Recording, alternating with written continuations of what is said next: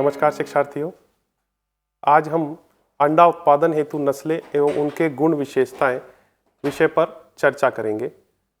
अंडा उत्पादन हेतु जो नस्लें या अंडा उत्पादन जो मुर्गियां होती हैं उनको हम लेयर कहते हैं। जो टेक्निकल भाषा है उसमें अंडा उत्पादन करने वाले पक्षियों को लेयर के नाम से तथा मांस उत्पादन वाले पक्षियों को ब्रॉयलर के नाम से जाना जाता है। अंडा उत्पादन के लिए जो नस्लें या जो पक्षियां पाली जाती हैं यह आज के समय बहुत मांग में है। इसकी वजह यह है कि फार्मिंग के आधार पर जो अंडा उत्पादन है यह किसान के लिए एक मुख्य आय का स्रोत हो सकता है और रोजगार का, जो हमारे नवयुवक हैं उनके लिए रोजगार का एक बहुत अच्छा साधन सिद्ध हो सकता है। क्योंकि अंडा पोषक मूल्य और जल्दी से तैयार होने वाली विभिन्न प्रकार की जो रेसिपीज़ हैं उनका एक बहुत अच्छा साधन है, इसलिए भी अंडा उत्पादन बहुत डिमांड में है। जो लेयर बर्ड्स होती हैं जिसको हम अंडा उत्पादन के लिए पालते हैं, जिन मुर्गियों को, उनकी प्रजनन क्षमता बहुत अच्छी होती है। जो जनरेशन इंटरवल है, पीढ़ी अंतराल बहुत छोटा होता है तथा अडेप्टेबिलिटी, अनुकूलता वातावरण तथा आसपास के क्षेत्र के हिसाब से बहुत अच्छी पाई जाती है। अंडा उत्पादन करने वाले जो पक्षी हैं इनको हाई डेंसिटी यानी कि उच्च स्टॉकिंग घनत्व में भी पाला जा सकता है। एक कमरे में काफ़ी अधिक मात्रा में जो पक्षी हैं उनको रखा जा सकता है। अंडा उत्पादन किए जाने वाले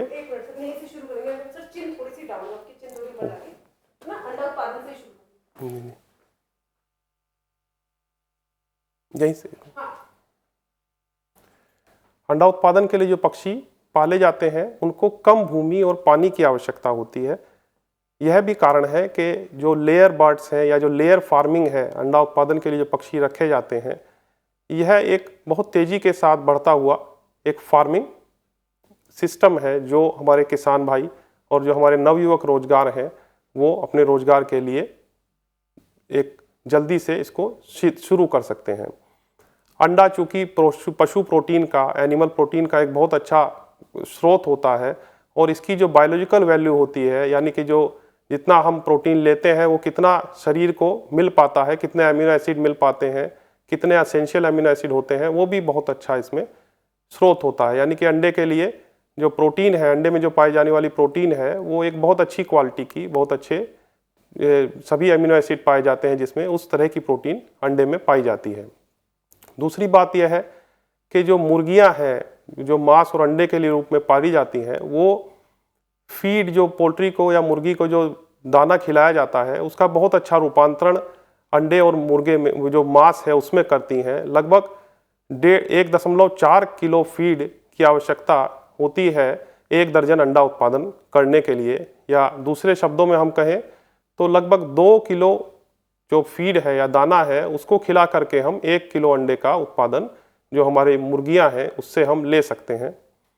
एक बहुत महत्वपूर्ण बात जो लेयर बर्ड या मुर्गी पालन है उससे संबंधित यह भी है कि मुर्गी पालन या लेयर बर्ड के लिए अंडा उत्पादन वाली मुर्गी हो या मांस उत्पादन वाली मुर्गियां हो, इसमें किसी भी प्रकार की धार्मिक वर्जना जो है वो नहीं पाई जाती है, जैसे अन्य एनिमल जो हमारे फार्मिंग है उसमें पाई जाती है। इससे मिलने वाली जो खाद है, जो पोल्ट्री से, मुर्गी से जो ड्रॉपिंग्स के रूप में जो इनके खाद मिलती है उसका भी मूल्य बहुत अच्छा किसान को मिल पाता है, क्योंकि इसमें बहुत अच्छी क्वालिटी का नाइट्रोजन उपलब्ध होता है। तो इस तरह हम देख सकते हैं कि लेयर फार्मिंग या अंडा उत्पादन जो है उसमें बहुत अच्छी मात्रा में जो है वो न्यूट्रिशन या हम पोषण की बात करें तो पोषण मिलता है, खाद मिलती है और बिना किसी धार्मिक वर्जना के यह स्वीकार्य होता है। इसी कारण से यह क्षेत्र बहुत तेज़ी के साथ डिमांड में बढ़ रहा है और अभी इसको लोग अपना रहे हैं, किसान भाई इसको अपना रहे हैं। अंडा देने वाली जो मुर्गियां होती हैं उसको हम लेयर्स कहते हैं। जो तकनीकी भाषा है या टेक्निकल जो टर्म है, जैसे हमने पूर्व में भी बताया कि अंडा देने वाली मुर्गियों को लेयर्स के नाम से जाना जाता है और यह अंडे देने वाली मुर्गियां अंडे देने के चक्र के दौरान ही अंडे का उत्पादन करती हैं, जो कि 6 माह की आयु से शुरू होकर के 18 माह की आयु, लगभग 1.5 वर्ष तक की आयु तक जो मुर्गी होती है, लेयर बर्ड होती है, वो अंडे का उत्पादन करती है। जो मुर्गी की नस्लें हैं उनको हम 4 भाग में विभाजित करते हैं। अंडा देने वाली मुर्गी या जो चिकन की नस्ल जिसको कहा जाता है, मुर्गी की जो नस्लें हैं वो अमेरिकन, मेडिटेरियन जिसको हिंदी में भूमध्य सागरीय, इंग्लिश और एशियाई 4 भागों में मुख्य रूप से विभाजित किया जाता है। जो अमेरिकन नस्ल की जो मुर्गियां या मुर्गे होते हैं, ये इनकी जो टांगें होती हैं उन पर किसी प्रकार के पंख नहीं पाए जाते हैं, साफ टांगों वाले होते हैं। जो चोंच है और जो पैर हैं, यानी कि जो शैंक का रीजन है पिंडलियों का और जो बीक है, चोंच का रीजन है, यह पीलापन लिए हुए होता है। जो कान की बाली जिसको हम ईयर कोम बोलते हैं वो लाल रंग का होता है और यह भूरे रंग के अंडे का उत्पादन करती हैं। इसी प्रकार इंग्लिश जो नस्ल की जो मुर्गियां होती हैं, मुर्गे होती हैं, इनकी त्वचा सफ़ेद होती है। इसमें एक नस्ल है, इसमें एक जो है उसका नाम है कॉर्निश, वो पीले रंग का होता है। उसको छोड़ करके जो इंग्लिश नस्ल की जो मुर्गियां होती हैं वो सफ़ेद रंग की त्वचा उनकी होती है और जो ईयर लोब, जो कान की बाली है, वो एशियाई अमेरिकन मुर्गियों की तरह ही लाल रंग की कान की बाली या ईयर लोब पाए जाते हैं। यह भी भूरे रंग के अंडे का उत्पादन करती हैं। तीसरे नंबर की जो नस्ल होती है जिसको हम मेडिटेरियन या भूमध्य सागरीय जो मुर्गियां हैं वो उनको नस्ल कहा जाता है। यह कुछ छोटे शरीर वाले पक्षी होते हैं। इनके टांगों पर कोई बाल नहीं होते, साफ टांगे वाले होते हैं तथा यहाँ ध्यान देने वाली बात है कि जो इनके ईयर लॉब्स हैं वो सफ़ेद रंग के जो है वो होते हैं और इसीलिए यह सफ़ेद रंग के अंडे भी देती हैं। चौथे नस्ल की जो मुर्गियां होती हैं उनको एशियाई नस्ल कहा जाता है, जो भारतवर्ष में भी हमारे एशिया में ही आता है, तो भारतवर्ष की नस्लें भी इसी में आती हैं। एशियाई नस्ल की मुर्गियों का शरीर बड़ा होता है, टांगों पर पंख होते हैं, पैरों पर भी पंख होते हैं, पंखदार टांगें होती हैं और जो कान की बाली है वह यहाँ भी लाल रंग की होती है। ईयर लॉब्स जो है वो रेड कलर के होते हैं और यह ब्राउन कलर के यानी भूरे रंग के अंडे यह भी उत्पन्न करती हैं। जहाँ जो कान की बाली का कलर है, सब ईयर लॉब का जो कलर है वह अंडों का जो कलर होता है, अंडों का जो रंग होता है, उसके आधार पर हम अंडों के रंग का पहचान कर सकते हैं। जिस नस्ल की कान की बाली या ईयर लॉब लाल रंग का होता है उसके अंडों का जो कलर होता है, रंग होता है, वह भूरे रंग का अंडा होता है। जबकि सफ़ेद जिसकी कान की बाली होती है उसके अंडे सफ़ेद होते हैं, जैसा कि हमने भूमध्य सागरीय या मेडिटेरियन नस्ल की जो मुर्गियां हैं उसके केस में हमने देखा। हम बात कर रहे थे कि अंडे के जो रंग है उसको हम मुर्गी के रंग को देख करके या मुर्गी के पंखों का रंग और पैरों का रंग देख करके या उसकी जो कान की बाली है, ईयर लोब का रंग देख करके हम कैसे उसकी पहचान कर सकते हैं।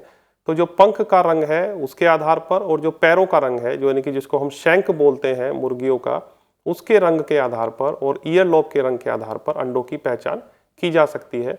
भूरे रंग के अंडे देने वाली जो मुर्गियां हैं उनके पैरों का रंग कुछ सफ़ेद होगा, यानी कि उसमें मेलानिन की मात्रा कम होगी। जो सफ़ेद रंग के अंडे देती है उनके पैरों का रंग थोड़ा सा लाल मिला हुआ या पीला, येलो रेड कलर का होता है, जो कि सफ़ेद रंग का अंडा देती है।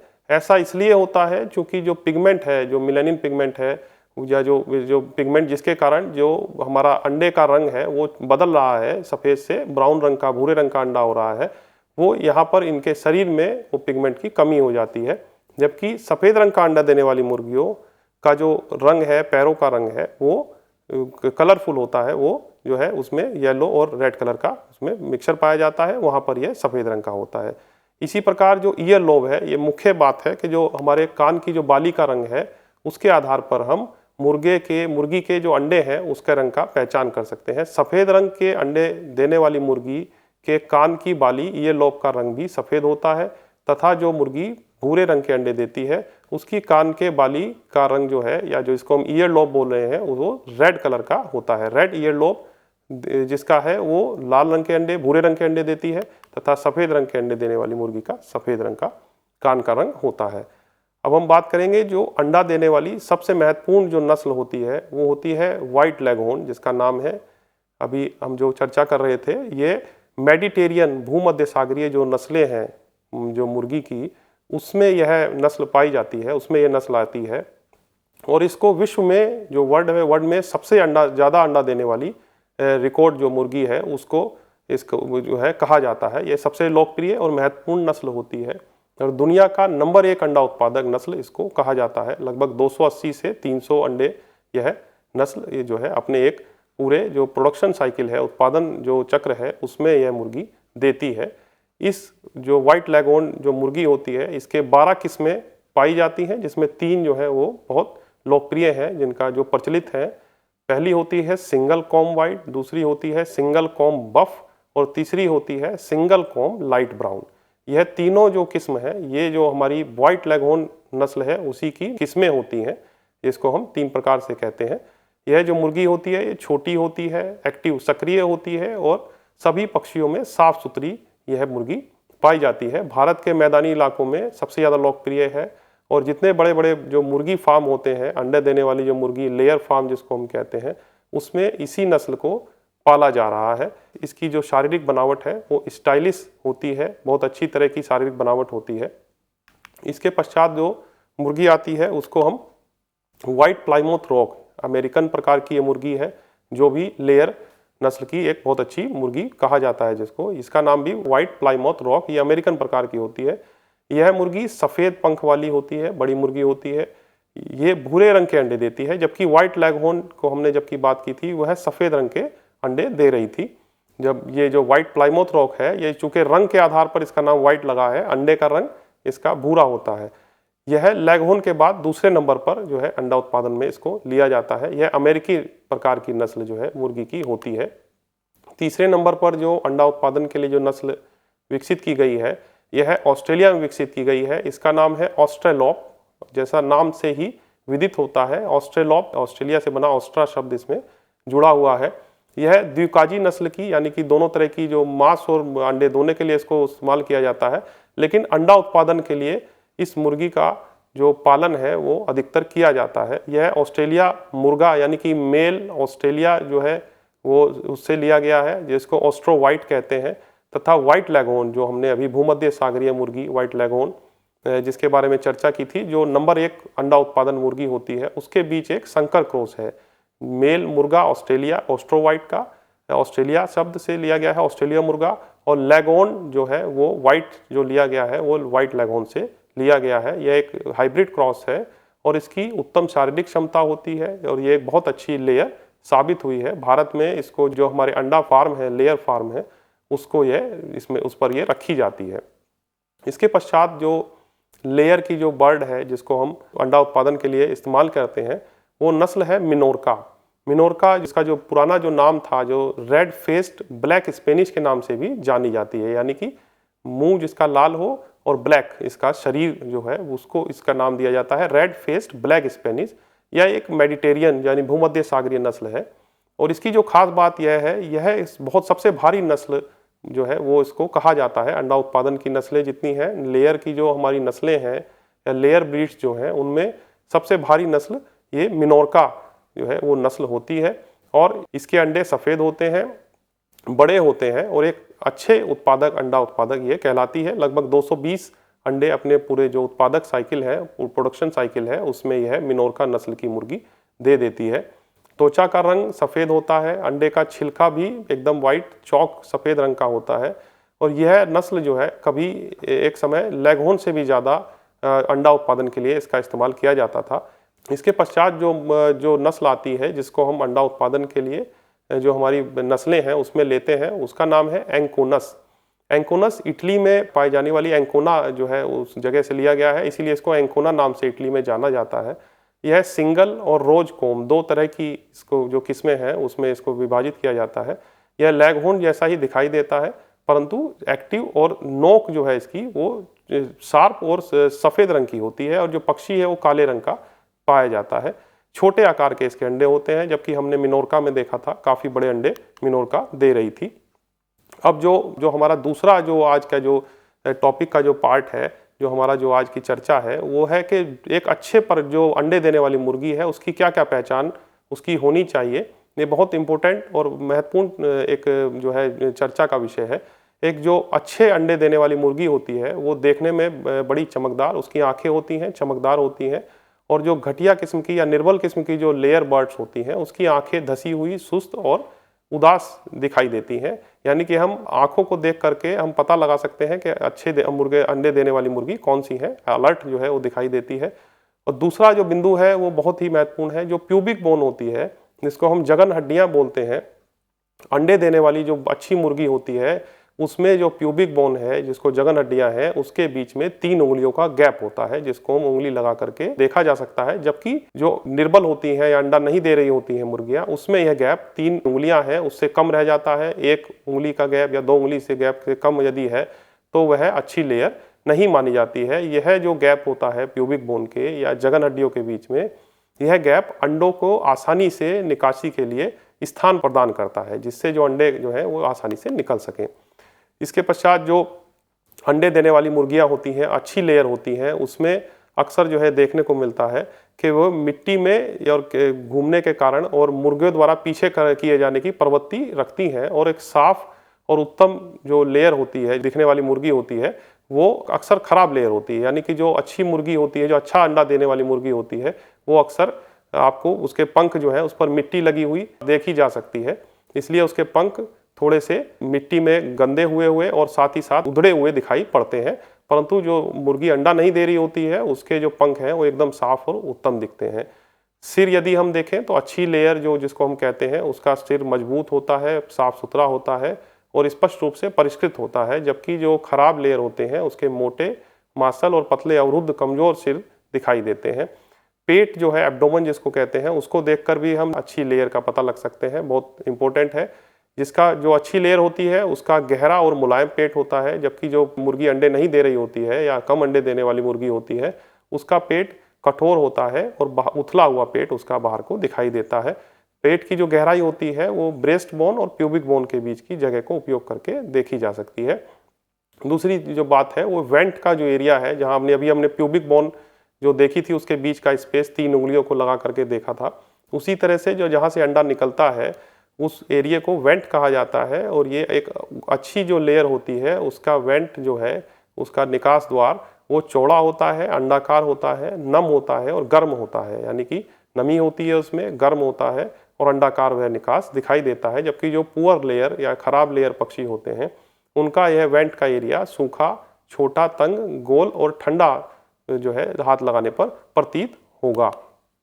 अच्छी लेयर जो हमारे पास होती हैं, जो बहुत अच्छी तरीके से अंडा दे रही होती हैं, वह इस बात पर भी निर्भर करता है कि उसमें डीपिगमेंटेशन, जिसको विरंजन बोलते हैं, वह डीपिगमेंटेशन कब होता है। यानी कि जो अच्छी लेयर जो होगी, जो पूर्ण रूप से अंडे की उत्पादक की मैक्सिमम पीक पर होगी, उसमें डीपिगमेंटेशन दिखाई देता है। यानी कि जो उसका जो पिगमेंट है, यानी कि जो उसके शरीर का जो हमारे पास कलरिंग एजेंट है, जो कलर है, जो रंग है, वह अंडे की जर्दी में जाने के कारण उसके शरीर की जो चोंच वाला हिस्सा है, जो चमड़ी वाला हिस्सा है, जो शैंक का एरिया है, जिसको हम पैरों का एरिया कहते हैं, उस पर डीपिगमेंटेशन या उसको विरंजन जो है वो उसमें दिखाई देता है। तो यह जो है, यह हम इससे भी पता लगा सकते हैं कि जो मुर्गी है वो अंडे देने वाली अच्छी मुर्गी है और अपने अंडे के उत्पादन के पीक अवस्था में इस समय है, यदि उसमें डीपिगमेंटेशन या विरंजन पाया जाता है। इसके पश्चात निर्मोचन यानी कि मोल्टिंग जो है, एक बड़ी सामान्य सी प्रक्रिया होती है जो मुर्गियों में देखने को मिलती है। इससे भी हम यह पता लगा सकते हैं कि मुर्गी एक अच्छी लेयर है या अच्छी लेयर नहीं दे रही है। जो 80% से अधिक का लेइंग प्रतिशत जिन झुंड में होता है, जिस फ्लॉक में होता है, जो मुर्गी पाल रहे हैं, उस लेइंग प्रतिशत में जहाँ पर 80% से अधिक जो अंडा उत्पादन हो रहा है, उसमें जो है हम ये देखते हैं कि उसमें लेइंग का प्रतिशत वो लगभग निर्मोचन जो है वो देर से होता है। जो अच्छी मुर्गी होगी, जो अंडा देने वाली अच्छी मुर्गी होती है, उसमें निर्मोचन जो है या मोल्टिंग जो है वो जो है थोड़ा लेट होता है। जो खराब जो नस्ल की जो कम अंडा उत्पादन करने वाली मुर्गियां होती हैं उनमें निर्मोचन जल्दी हो जाता है। और सामान्यतः ये देखने में आया है कि जो मोल्टिंग है, जिसको हम निर्मोचन कह रहे हैं, यानी कि पंखों का झड़ना तथा नए पंखों का दोबारे से उगना, इस क्रिया को निर्मोचन या मोल्टिंग कहा जाता है। निर्मोचन के पश्चात या मोल्टिंग के पश्चात जो है, यह केवल अंडे का उत्पादन गिर करके जो खराब लेयर होती है उसमें 10% रह जाता है तथा जो अच्छी लेयर होती है उसमें 50% तक इसमें गिर जाता है। इसके पश्चात हम देखते हैं कि जो उनका स्वभाव है, जो व्यवहार है, उससे भी हम मुर्गी के जो अच्छी लेयर है और जो खराब नस्ल की, जो खराब प्रकार की जो अंडे देने वाली मुर्गी है, उसको हम देख सकते हैं। अच्छी लेयर जो होती है वो एक सक्रिय रहती है, हर समय एक्टिव रहती है, आलसी नहीं होती और सामान्य व्यवहार प्रदर्शित करती है, जैसे कूड़े को खींचती है एक दूसरे के साथ इधर उधर भागने की प्रक्रिया करती है।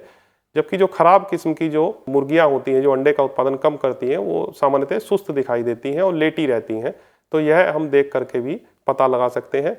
यह बहुत इंपॉर्टेंट है कि जो अच्छी लेयर होती है उसमें निर्मोचन या मोल्टिंग जो है वो देर से शुरू होती है और काफ़ी तेज़ी से जल्दी ख़त्म हो जाती है। जबकि जो खराब लेयर होती है वो जल्दी शुरू हो जाता है और धीरे धीरे इसमें मोल्टिंग या निर्मोचन की क्रिया होती है और इस कारण अंडे का उत्पादन कम होता है। तो यह हम इसमें यहाँ ध्यान देने वाली बात यह है कि जो हमारे पास चूजे होते हैं, जो पुलेट्स होते हैं, उसमें कई बार हम जब उसको छटनी करते हैं, उसकी कलिंग करते हैं, देखते हैं कि ये अच्छी नस्ल का अंडा उत्पादन नहीं करती है या नहीं करेगी।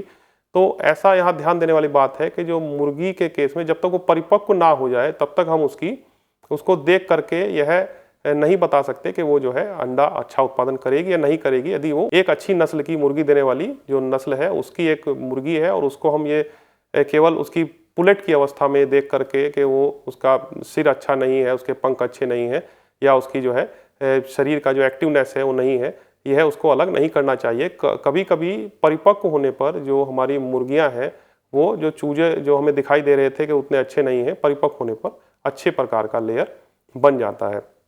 तो जो मुर्गियों के झुंड से अनुत्पादक जो अनप्रोडक्टिव जो पक्षी होते हैं उसको अलग करने की जो क्रिया होती है या अभ्यास होता है उसको हम कलिंग के नाम से जानते हैं, छटाई के रूप में देखा जाता है।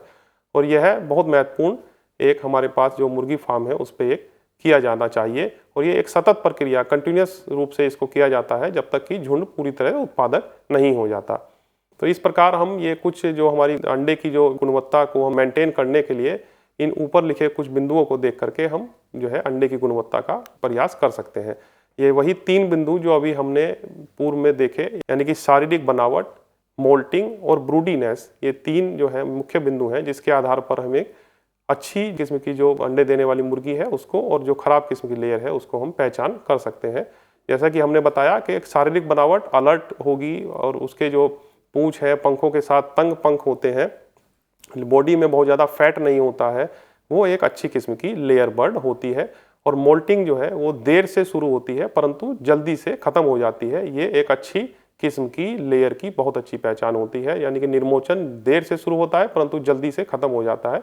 और इसका विपरीत यदि निर्मोचन जल्दी शुरू होता है और लंबी धीरे धीरे होता है तो उसमें वो एक अच्छी किस्म की लेयर की जो है पहचान नहीं होती है। तीसरा जो है ब्रूडीनेस भी होता है। ब्रूडी का मतलब है कि वो अंडे को सेने की प्रवृत्ति, अंडे को सेने की प्रवृत्ति यदि किसी मुर्गी में है तो वो अंडे का उत्पादन कम करती है उस मुर्गी के मुकाबले जिसमें जो अंडे हमारे सेने के लिए नहीं बैठती है मुर्गी, वो ज़्यादा अच्छे से अंडों का उत्पादन करती है। ब्रूडीनेस कम होना चाहिए, ये माना जाता है एक अच्छे किस्म के लेयर के लिए। कुछ बिंदु हैं जिसके आधार पर हम जो भी हमने डिस्कस किया उसी को यदि हम बिंदुवार देखें तो हम कह सकते हैं कि किस किस लक्षण या बिंदु के आधार पर एक अच्छी किस्म की मुर्गी और एक खराब किस्म की मुर्गी में हम पहचान कर सकते हैं। यानी कि शरीर का जो जोश है, ओज है, अच्छी किस्म की मुर्गी में प्रबल होगा और जो खराब किस्म की मुर्गी है वह कमजोर किस्म की, उसमें शरीर का ओज होगा। शारीरिक बनावट जैसे हमने डिस्कस किया, एक अच्छी लेयर या अच्छी अंडे देने वाली मुर्गी का जो शारीरिक बनावट होती है वो त्रिकोण के आकार का, जिसको हम वेज शेप बॉडी बोलते हैं, त्रिकोणीय शरीर होता है। जबकि जो एक खराब किस्म की जो अंडे देने वाली मुर्गी होती है उसका शरीर रोकर कील या उथला शरीर उसमें दिखाई देता है। यदि हम सिर की बात करते हैं, जैसा हमने पूर्व में भी जो है डिस्कस किया, वर्णित किया, तो सिर साफ और परिष्कृत दिखाई देता है यदि वो अच्छी किस्म की मुर्गी देने वाली नस्ल है या मुर्गी है। और यहाँ पर जो दूसरे जो खराब नस्ल की होती है उसका सिर कौवे जैसा और मासल दिखाई देता है। और जो कंघी और वाटल्स, जिसको कॉम और वेटल्स होता है, वो पूर्ण तरीके से लाल, वैक्सी यानी कि मोम जैसा, गर्म और मखमली होता है यदि वह एक अच्छे किस्म की अंडे देने वाली मुर्गी है। और बहुत लंबा, पतला और नुकीला यदि उसका जो कंघी और वेटल्स दिखाई दे रहा है तो इसका मतलब वह मुर्गी अंडे देने में सक्षम नहीं है या अंडा बहुत उत्पादन उसका कम है। आंखें अलर्ट और उज्जवल दिखाई देती हैं, जैसे हमने पूर्व में डिस्कस किया, अगर वह मुर्गी अच्छे अंडे देने वाली है। और सुस्त और उदास दिखाई देती हैं यदि मुर्गी में अंडे देने की क्षमता कम है। चोंच स्टोकी होती है, अच्छी तरह से घुमावदार होती है यदि वह अच्छे अंडा देती है, पतली होती है और नुकीली होती है यदि वह अंडा उत्पादन कम करती है। जैसा हमने ईयर लोब या कंघी और वेटल्स के लिए देखा था, वैसा ही ईयर लोब जो होते हैं, ईयर लोब कान की बाली, वह भी वैक्सी होती है, पूर्ण होती है और मखमली होती है यदि अंडे देने में सक्षम जो है अच्छी मुर्गी है। और कम मुर्गी अंडे देने वाली जो मुर्गी होती है उसमें सिकुड़े हुए और मोटे प्रकार के ईयरलोब या कान की बाली पाई जाती है। गर्दन स्टोकी और छोटी होती है यदि वह मुर्गी अच्छे अंडे देती है, और यहाँ पर गर्दन लंबी और पतली किस्म की पाई जाती है। फिर हम देखते हैं कि उसका जो शरीर है लंबा और चौड़ा दिखाई देता है, त्रिकोणीय होता है, हमने पूर्व में भी डिस्कस किया है यदि अच्छे नस्ल की अंडे देने वाली मुर्गी है, और सीमित क्षमता वाला दिखाई देता है यदि वह कम अंडे देने की मुर्गी होती है। पीठ चौड़ी और सीधी होती है यदि अच्छे किस्म के अंडे देने वाली मुर्गी है, और यहाँ पर संकरी और टेढ़ी यदि पुअर लेयर वह बर्ड है। तो शरीर के जो किनारे हैं, जो साइड से है, वह गहरे और सीधे दिखाई देते हैं यदि वह अच्छे नस्ल के अंडे देने वाली मुर्गी होती है। तो त्वचा मुलायम होती है, चिकनी होती है, पतली होती है गुड लेयर की, और जो खराब किस्म की जो लेयर है बर्ड है उनकी मोटी और सूखी और खुरदरी किस्म की त्वचा उसमें पाई जाती है। पेट जो है वो बड़ा मुलायम व वसा रहित होता है, जैसा हमने पूर्व में डिस्कस किया यदि वह गुड लेयर है। और पेट छोटा, कड़ा और फैटी यानी कि इसमें वसा होती है, वह होता है किस केस में, यदि वह खराब किस्म की जो हमारी बर्ड है जो अंडा देने में कम सक्षम है उसमें होता है। जो वेंट का एरिया होता है, जिसको निकासी द्वार जैसा हमने पूर्व में देखा, वो बड़ा होता है, पूर्ण होता है, नम होता है और गर्म भी होता है यदि वह अच्छे किस्म की अंडे देने वाली मुर्गी है। और वेंट का एरिया छोटा और सूखा होता है यदि वह मुर्गी अंडे देने में सक्षम नहीं है। पंख भी गर्म और मैले होते हैं, जैसे हमने पूर्व में कहा कि उनमें प्रवृत्ति होती है कि मिट्टी में खेलती हैं, जो अच्छी लेयर होती हैं। और जिसके पंख साफ होते हैं, परिपूर्ण होते हैं, वह उतना अच्छा मुर्गी अंडे देने में सक्षम नहीं होती है। पैर चौड़े अच्छी तरह से सेट होते हैं, अगर अच्छी नस्ल की है। दूसरी प्रकार में सटे हुए नॉक्ड नी यानी कि जुड़े हुए घुटने पाए जाते हैं। जो शंख का रीजन है वह मुलायम होता है और पीठ की ओर से पतला होता है यदि वह लेयर अच्छी लेयर है। और यहाँ पर पूर्ण सख्त और पीठ की ओर से गोल जो है पैर, वो शंख पाया जाता है। यदि हम नाखूनों को देखते हैं, यदि पैर के अंगूठे के नाखून देखते हैं, तो ये नाखून मुड़े हुए स्टॉकी और अच्छी तरह से घुमावदार होते हैं अगर जो मुर्गी है वो अच्छे किस्म की अंडे देने वाली मुर्गी होती है। तो जबकि जो पुअर लेयर है उसमें यह लंबे और पतले किस्म के नाखून पैर के अंगूठे के पाए जाते हैं। जैसा हमने पूर्व में डिस्कस किया, जो स्वभाव होता है वो अलर्ट होता है, मैत्रीपूर्ण होता है यदि वह मुर्गी अंडे देने में अच्छी है। और स्वभाव जो है नर्वस और चिड़चिड़ा स्वभाव होता है, शर्मिला होता है यदि वह मुर्गी अंडे देने में पुअर होती है। तो और मोल्टिंग, जैसा हमने पूर्व में बताया, बड़ा इंपॉर्टेंट यह बिंदु है, जो निर्मोचन या मोल्टिंग है वो देर से होता है और तेजी से होता है यदि वह अच्छे गुड लेयर है, और जल्दी और धीमा होता है यदि वह पुअर किस्म की अंडे देने वाली मुर्गी होती है। तो कील की हड्डी लंबी और अच्छी तरह से मुड़ी हुई होती है गुड लेयर है तो, और छोटी और टेढ़ी होती है यदि वो पुअर लेयर है। तो शिक्षार्थियों, हमने देखा कि जो हमारे पास अंडे देने वाली मुर्गियां हैं उनकी नस्लें कौन कौन सी होती हैं और उनकी पहचान हम किस प्रकार से कर सकते हैं कि ये मुर्गी अच्छे किस्म के अंडे देने वाली नस्ल की मुर्गी है, और व्यक्तिगत रूप से वो जो मुर्गी है वह अंडे का उत्पादन अच्छा कर रही है या नहीं कर रही है, और जो पुअर लेयर और गुड लेयर में क्या क्या डिफरेंस होता है वो हमने अभी इस पर चर्चा की। तो मुझे आशा है कि आप सभी ने बहुत अच्छे से इसको जो है समझा होगा। आज के लिए इतना ही, धन्यवाद।